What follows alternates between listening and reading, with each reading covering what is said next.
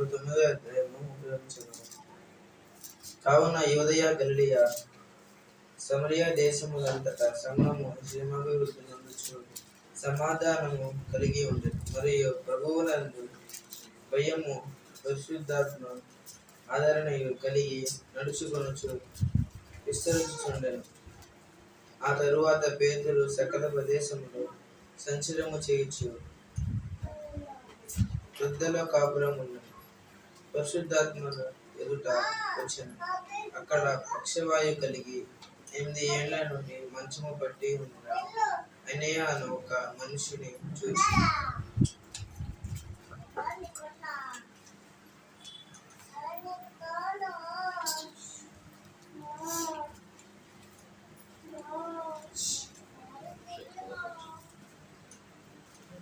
పేతురు అననీయ, యేసుక్రీస్తు నిన్ను స్వస్థపరచుచున్నాడని, నీవు లేచి నీ కొరకు నీవు పరుచుకొనమని అతనితో చెప్పగా వెంటనే అతడు లేచెను.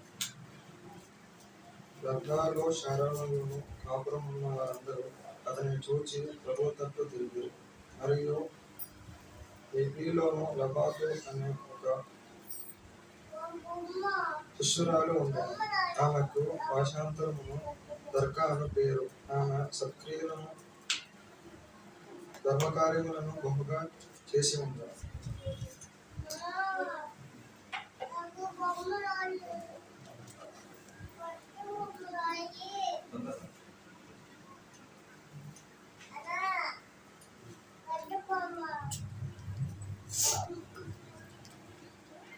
ఆ దినము ఆమె కాయిలబడి చనిపోగా వారు శవమును కడిగి మెడ గదిలో పడుగుండబెట్టిరి. లూదా ఎఫెకు దగ్గరగా ఉండుట చేత పేతురు అక్కడ ఉన్నాడని శిష్యులు విని అతడు తడవు చేయక తమ యుద్ధకు రావాలని వేడుకొనుటకు 2 మనుషులను అతని యుద్ధకు పంపిరి. పేతురు లేచి వారితో కూడా వెళ్ళి అక్కడ చేరినప్పుడు వారు మేడగదిలోనికి అతనిని తీసుకొని వచ్చిరి. విధవరాండ్రుడు వచ్చి ఏడ్చుచు దోర్కా తమతో కూడా ఉన్నప్పుడు పుట్టిన అంగీలను వస్త్రములను చూపుచు అతని ఎదుట నిలిచిరి.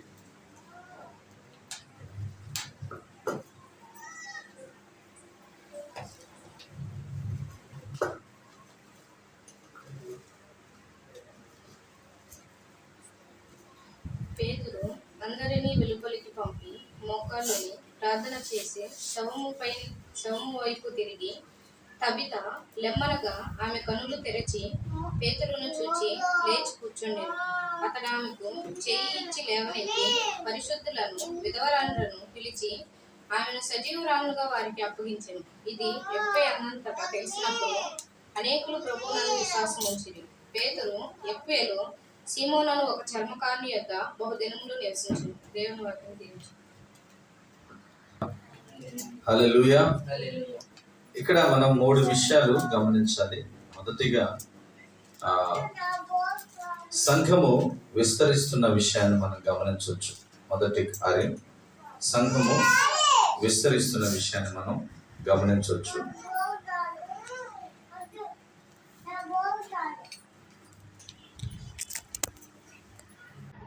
రెండు, అననీయ అనే ఒక పెద్ద వ్యక్తి, మరి ఆ వ్యక్తి స్వస్థత పొందుకోవటం కూడా మనం రెండో విషయానిగా మనం చూడవచ్చు. 3, ఒక శిష్యురాలు మరి చనిపోయి తిరిగి లేచినట్లుగా మనం చూడవచ్చు. 3 విషయాలు ఇక్కడ ఈ 13 వచనాల్లో మనం ఈరోజు ధ్యానించుకోవచ్చు అన్నమాట.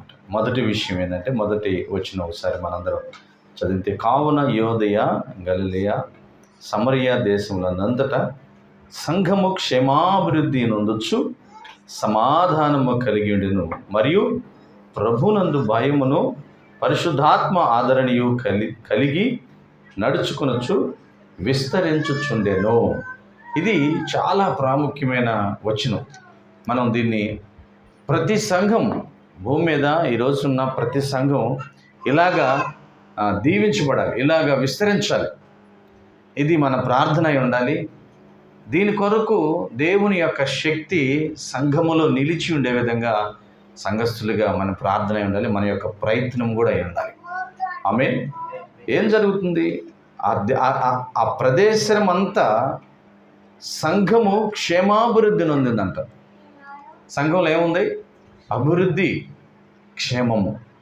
హల్లెలూయా. అంటే క్షేమముగా ఉండటం వల్ల అభివృద్ధి వస్తుంది. ఎప్పుడైతే ఒక కుటుంబం క్షేమంగా ఉంటుందో దానికి అభివృద్ధి వస్తుంది. కుటుంబానికి క్షేమం తగ్గితే ఆటోమేటిక్గా అభివృద్ధి అనేది ఆగిపోతుంది. దేనికైనా అంతే. నాకు రక్షణ లేదు అంటే ఇంక నువ్వు అక్కడి నుంచి ఏం విస్తరిస్తావు? నీకు ఏది క్రొత్తది నీ జీవితంలోకి రాగలదు? దేన్ని పొందుకోగలదో? ఏది పొందుకోలేవు. ఎప్పుడైతే క్షేమము మన జీవితంలో ఉంటుందో, సంఘ జీవితంలో ఉంటుందో, కుటుంబ జీవితంలో ఉంటుందో ఏమవుతుంది? అభివృద్ధి వస్తుంది. హల్లెలూయా. ఇక్కడ ఏముంది? దేశములందంతటా సంఘము క్షేమాభివృద్ధి, చాలా ఉన్నతమైన మాట. క్షేమాభివృద్ధి నొందొచ్చు, సమాధానము కలిగి ఉండెను. ఆమేన్. హల్లెలూయా. భూమి మీద ఉన్న సంఘాలన్నీ, యేసుక్రీస్తు సంఘాలన్నీ ఇలాగ సమాధానము కలిగి ఉండునుగాక. ఆమేన్. సంఘము క్షేమముగా ఉండాలంటే మొదటిగా కుటుంబాల్లో క్షేమం, సమాధానం ఉండాలి. వ్యక్తుల మధ్య సమాధానం ఉండాలి. స్త్రీ పురుషుల మధ్య సమాధానం ఉండాలి. ఎప్పుడైతే అది సమాధానం కలిగి ఉంటామో ఖచ్చితంగా సంఘంలో కూడా సమాధానం ఉంటుంది. ఆమేన్. హల్లెలూయా. ఆ తర్వాత ఏమవుతుంది? మరియు ప్రభునందు భయమును పరిశుద్ధాత్మ ఆదరణీయు కలిగి నడుచుకొనుస్తూ విస్తరిస్తూ ఉన్నారంట. భయము, దేవుని యొక్క ఆదరణ, పరిశుద్ధాత్మ యొక్క ఆదరణ. అంటే దేవుడు ఏం చెప్పాడు? యేసుక్రీస్తు మిమ్మల్ని అనాథలుగా విడిచిపెట్టను, మీకు పరిశుద్ధాత్మనిస్తున్నాను. అది మనల్ని గైడ్ చేస్తుంది, నడిపిస్తుంది, ఆదరణకర్తగా ఉంటుంది.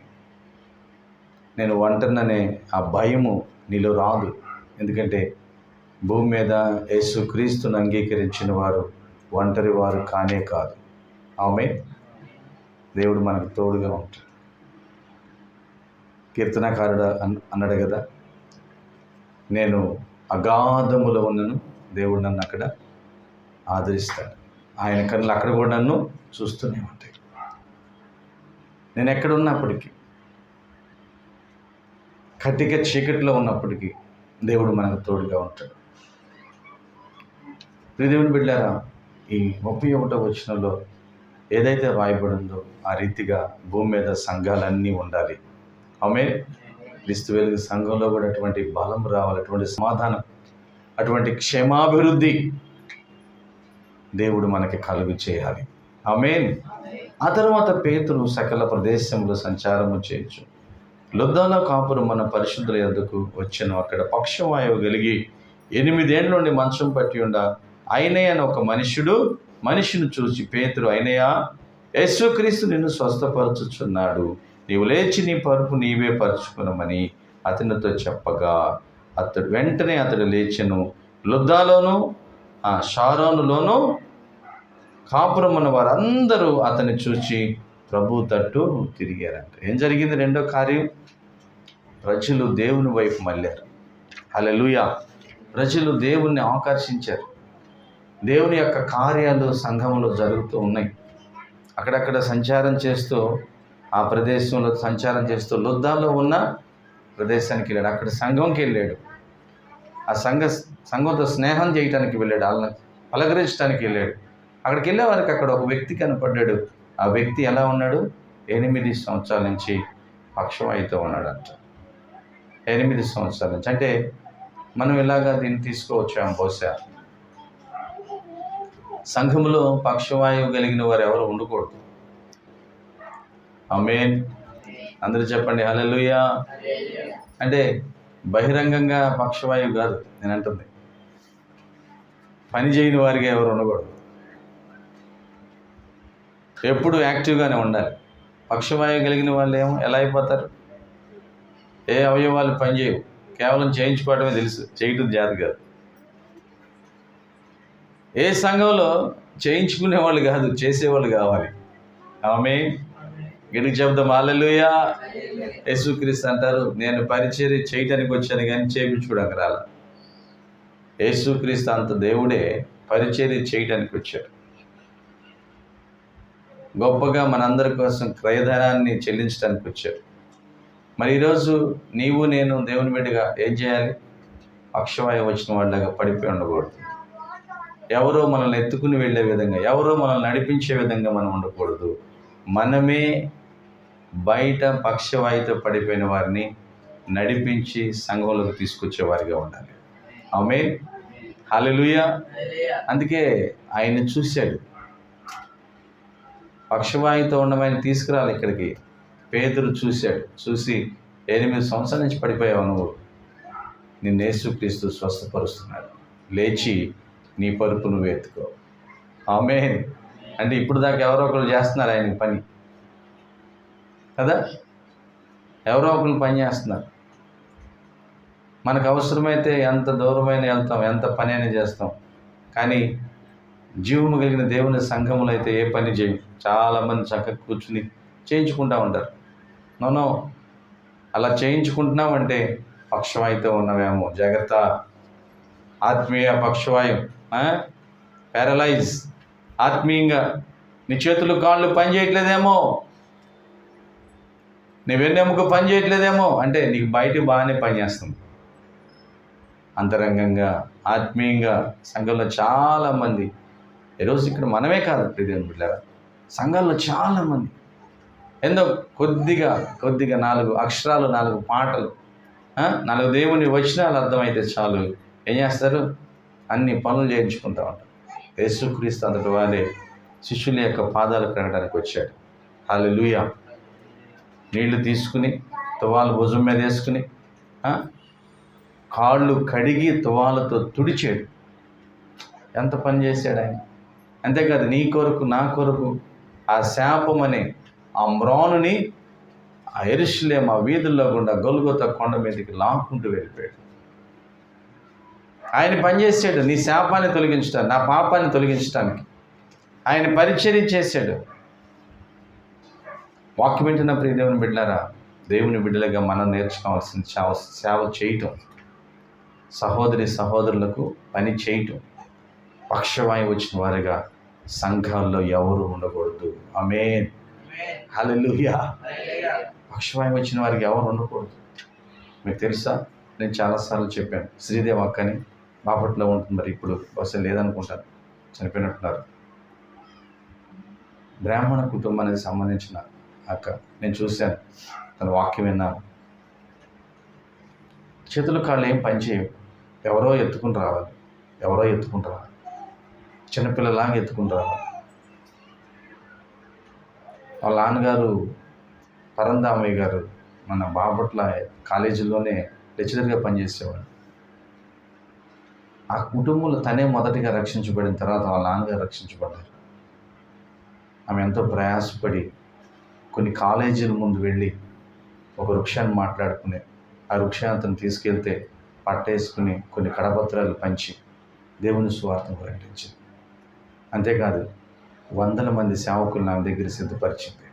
హల్లెలూయా. ఆమె అలాగా రోడ్డు మీద ఆ పట్ట మీద పడుకుంటే కొందరు అడుక్కునే వాళ్ళు ఏమని చెప్పి చిల్లరేసేవాడు. వాళ్ళని పిలిచి, నేను అడుక్కోవడానికి కాదు, ఇదిగో ఈ పత్రిక తీసుకొని చదవండి, యేసుక్రీస్తు నిజమైన దేవుడు అని చెప్పి సువార్త చెప్పింది. అనేకమైన మీటింగ్స్లో ఆమె దేవుని వాక్యాన్ని ప్రకటించింది. వాక్యం వింటున్న ప్రియ దేవుని బిడ్డలారా, కేవలం నోరు మాత్రమే పనిచేసిద్ది, ఏ అవయవం పనిచేయడానికి. ఏ చెయ్యి కదిలించలేదు, ఏ కాలు కదిలించలేదు, కేవలం నోరు మాత్రమే పనిచేసింది. మరి ఆ వ్యక్తే, అంటే పూర్తిగా శరీరం అంతా ప్యారలైజ్ అయిపోయిన ఆ వ్యక్తే దేవుని సేవ చేసింది, దేవుని కొరకు అనేక మందిని సిద్ధపరిచింది. మరి ఈరోజు అన్నీ బాగున్న నీవు పక్షవాయువు వచ్చిన వాళ్ళలాగా సంఘంలో ఉండనే కూడదు. ఆమేన్. హల్లెలూయా. ఎవరు దేవుని బిడ్డలు అలా ఉండకూడదు, పక్షమై వచ్చినట్టుగా ఉండకూడదు. నా కోసం ఏదో పని సిద్ధంగా ఉంది, నా కుటుంబ రక్షణ కొరకు, నా రక్త సంబంధుల రక్షణ కొరకు, నా ఇరుగు పొరుగు రక్షణ కొరకు ప్రార్థన చేయటం, లేదా వారి దగ్గరికి వెళ్ళి వారికి కొన్ని మాటలు నిజదేవుడు యేసుక్రీస్తు అని తెలియచేయటం, లేదా నేను ఈ విధంగా మారిన నా సాక్ష్యాన్ని తెలియచేయటం. ఇది దేవుని బిడ్డారా, మనం పని చేయాలి. ఆమేన్, హల్లెలూయా. ఏదన్నా వస్తువు వాడకపోతే ఏమవుతుంది? పాడైపోతుంది. నువ్వు నేనంతే, వాడకపోతే పాడైపోతాం. నిజమేది. యేసుక్రీస్తుకు మనం పనిముట్టుగా వాడబడాలి. ఆయన చేతిలో మంచి పాత్రగా మనందరూ వాడబడాలి. అందుకే అక్కడ అంటున్నాడు, ఆయనయ్య యేసుక్రీస్తు నిన్ను స్వస్థపరచాలనుకున్నాడు, నీవు లేచి నీ పరుపెత్తుకో అనగానే వెంటనే ఆయన లేచి ఆయన పరుపెత్తుకున్నాడంట. వెంటనే అతడు లేచెను. లుద్దాలోను షారోనులోను కాపురమును వారందరూ అతన్ని చూసి ప్రభు తట్టు తిరిగారు. హల్లెలూయా. దేవుని బిడ్డ, నువ్వు అలాగానే పక్షవాయుతో పడిపోయి పని చేయకుండా సేవ చేయకుండా ఉంటే దేవుని నామం కనపరచబడదు. నువ్వు ఎప్పుడైతే పని చేయడం ప్రారంభిస్తావో నీ ద్వారా అనేక మంది దేవుని వైపు మళ్ళుతారు, అనేక మంది దేవుని వైపు చూస్తారు, దేవుణ్ణి అంగీకరిస్తారు. మరి నువ్వు కూడా అటువంటి పని చేసే వ్యక్తిగా మారాలని ఈ సాయంకాల సమయంలో దేవుడు మనతో మాట్లాడుతూ ఉన్నాడు. ఆమేన్. 36వ వచనం, మరియు ఉపేలో తబిత అని ఒక శిష్యురాలు ఉండెను. ఆమెకు భాషాంతరమున దోర్కా అను పేరు. ఆమె సత్క్రియను ధర్మకార్యమును బహుగా చేసినను. ఆ దినముల యందు ఆమె కాయల పడి చనిపోగా వారు శవమును కడిగి మేడగదిలో పరుండబెట్టి లుద్ద ఉప్పేకు దగ్గరగా ఉండుట చేత పేతురు అక్కడ ఉన్నాడని శిష్యులు విని అతడు తడువు చేయక తన యొద్దకు రావాలని వేడుకొనుటకు 2 మనుషులను అతని యొద్దకు పంపిరి. పేతురు లేచి వారితో కూడా వెళ్ళి అక్కడ చేరినప్పుడు వారు మేడగదిలోనికి అతన్ని తీసుకుని వచ్చిరి. విధవరాండ్రులు వచ్చి ఏడ్చుచు దోర్కా తమతో కూడా ఉన్నప్పుడు కుట్టిన అంగీరణ వస్త్రమును చూపుచు అతని ఎదుట నిలిచింది. పేతురు అందరిని వెలుపలికి పంపి మోకాళ్ళుని ప్రార్థన చేసి శవం వైపు తిరిగి తబితా లెమ్మనగా ఆమె కన్నులు తెరిచి పేతురును చూచి లేచి కూర్చుండెను. హల్లెలూయా. చూడండి, పేతురులో దేవుని శక్తి ఉంది. అది గ్రహించిన దేవుని బిడ్డలు శిష్యులు ఎప్పుడైతే తబిత కొద్దిగా అనారోగ్యంతో చనిపోయిందో, యుప్పైకి లుద్ద చాలా దగ్గరగా ఉంది కనుక పేతురుని పిలిపించారు. అయ్యా, నువ్వేమాత్రం తడువు చేయకుండా రా, ఆమె ఎంతో పరిచర్య చేసిన వ్యక్తి, దేవుని సన్నిధిలో ఎంతో పరిచర్య చేసిన వ్యక్తి కాబట్టి రా అని చెప్పి కొంతమంది విధవరాండ్రులు ఆమెతో పాటు ఉన్నవారు కబురు చేశారు. పేతురు వచ్చాడు, చూశాడు. వాళ్ళు కన్నీరు పెడుతున్నారు, గొల్లు చేస్తున్నారు, ఏడుస్తున్నారు. అయ్యా, మాతో ఉన్నప్పుడు ఎలా పనిచేసిందయ్యా, ఇక ఎట్లాంటి బట్టలు కుట్టిందయ్యా, జ్ఞాపకం చేసుకుంటూ పేతురు వైపు చూపిస్తుంటే పేతురు చూసి, దయచేసి మీరందరూ కొంత సమయం నన్ను విడిచి వెళ్ళండి, ఈమెను విడిచి వెళ్ళండి, ఈ శవాన్ని విడిచి వెళ్ళండి అని చెప్పి ఏం చేశాడు? మోకాళ్ళుని కొంత సమయం ఆడ ప్రార్థన చేశాడు. హల్లెలూయా. దేవుణ్ణి వేడుకున్నాడు. అయ్యా, వాళ్ళు బాధపడుతున్నారు, వారు వేదన చెందుతున్నారు, ఇంకా కొంతకాలం ఈమె వారితో ఉంటే బాగుంటుందేమో అని ఒకవేళ పేతురు మరి దేవుణ్ణి వేడుకున్నాడేమో, దేవుణ్ణి బతిమలాడాడేమో. దేవుడు ఆయన ప్రార్థన విన్నాడు. హల్లెలూయా. దేవుడు ఆయనకి జవాబు ఇచ్చాడు, ఆయన లేపమని చెప్పాడు. వెంటనే ఆ శవం వైపు తిరిగామన్నాడు, తబితా లెమ్ము అనగానే ఆమె కళ్ళు తెరిచిందంట. హల్లెలూయా. ఒకసారి ఆలోచించండి ప్రియదేవుని బిడ్డలారా, ఆమె చనిపోయింది, శవాన్ని కడిగి గదిలో పెట్టారు, శవం దగ్గర అందరూ ఏడుస్తున్నారు. ఇప్పుడు పేతురు వచ్చాడు, అందరిని బయటికి పంపించాడు, తలుపులు వేసుకున్నాడు. ఇప్పుడు ఎవరెవరు ఉన్నారు? శవమను పేతురు మాత్రం ఉన్నాడు. ప్రార్థన చేస్తూ ఉన్నాడు. ఆమె వైపు చూశాడు, శవం వైపు చూశాడు, కళ్ళు తెరవమన్నాడు, యేసునామములో లేవమన్నాడు. ఆమె కళ్ళు తెరిస్తే నిజంగా విశ్వాసం లేని వ్యక్తులైతే ఏమైపోతారండి? దేవుని బిడ్డలారా, దీన్ని బట్టి మనం ధైర్యవంతులమా పిరికివారమా? చెప్పాలి మీరు. మనం ధైర్యవంతులం. మనం శవాలను జీవముతో లేపగలిగిన ధైర్యవంతులు మనం. ఆ శక్తి ఒక పేతురులోనే కాదు, నీలో నాలో కూడా ఉంది. నీవు ఆయన సన్నిధిలో ఉపయోగపడితే, ఆయనకు మొర్రపెట్టుకుని ప్రార్థన చేస్తే, ఆయనకి సమీపస్తుడిగా ఉంటే. పేతురు చాలా విశ్వాసంతో ప్రార్థన చేసేవాడు.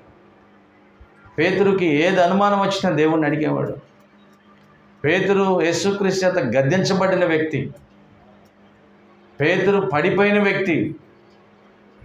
ఇంకేముందులే అని చెప్పి దేవుణ్ణి వదిలేసి వెళ్ళిపోయిన వ్యక్తి. కానీ పేతురు పెంతెకొస్తు దినం వచ్చిన తర్వాత, పరిశుద్ధాత్మతో నింపబడిన తర్వాత ఆయన బహుబలముగా వాడబడ్డాడు. ఆమేన్. అపోస్తలుల్లో నిలిచి ఉన్న ఆ 12 మందిలో పేతురు బహుబలముగా పనిచేశాడు. పేతురు ఎంత బలంగా పనిచేసిందంటే, పేతురు వెళ్తుంటే నీడబడితే చాలనుకున్నారు. ఆయన వస్త్రపు చెంగు తగిలితే చాలనుకున్నారు.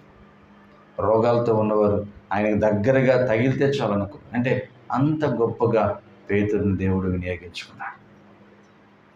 వాక్యం వింటున్న ప్రియదేవుని బిడ్డ, నేను అలాగ వాడబడతానంటావా? నీకు అనుమానం రావచ్చు. అంత భక్తి నాలో ఉందంటావా? నీకు అనుమానం రావచ్చు. నీలో ఉంది. ఎందుకంటే పేతురు కూడా బలహీనుడే, కానీ దేవుడు బలపరిచాడు. ఆమేన్. పేతురు కూడా దుడుకు పడిపోయాడు. అయినప్పటికీ దేవుని మీద నమ్మకం పెట్టి పెంతెకొస్తు దినం వచ్చిన మార్పుని తన జీవితంలోకి తీసుకున్న తర్వాత గొప్ప ఉజ్జీవాన్ని సంఘాల్లోకి తీసుకొచ్చాడు పేతురు. దేవుని బిడ్డ, చనిపోయిన వ్యక్తిని లేపాడు. ఇక్కడ లేపి ఏం చేస్తున్నాడు? సజీవురాలుగా విధవరాండ్రందరికీ అక్కడున్న పరిశుద్ధులకు అప్పచెప్పాడు. హల్లెలూయా. దేవుని బిడ్డ, మరి మన జీవితంలో మనం ఎలా ఉన్నాం? మనమున్న సంఘం ఎలా ఉంది?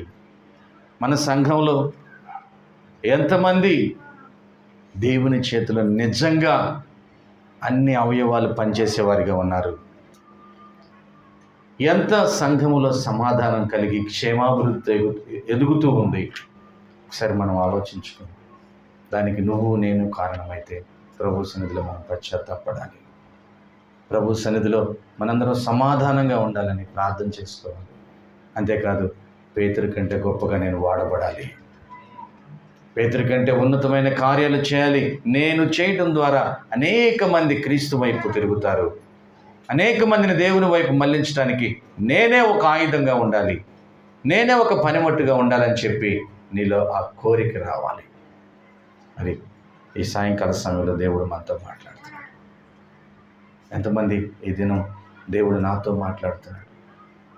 భూమి మీద ఉన్న సంఘాలు క్షేమాభివృద్ధి పొందాలి, భూమి మీద ఉన్న సంఘాలు విస్తరింపచేయాలి, భూమి మీద ఉన్న సంఘాలు అభివృద్ధిలోకి రావాలి అని ఎంతమంది ఆశపడుతున్నారు?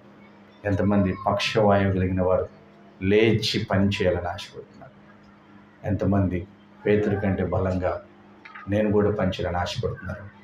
ప్రార్థన చేసుకుందాం, తలలో ఉంచుదాం. ఈ వాక్యం మన జీవితంలో పనిచేయాలని మనం తలలో ఉంచుకుందాం. ఎవరైనా ఒకరు ప్రార్థించండి.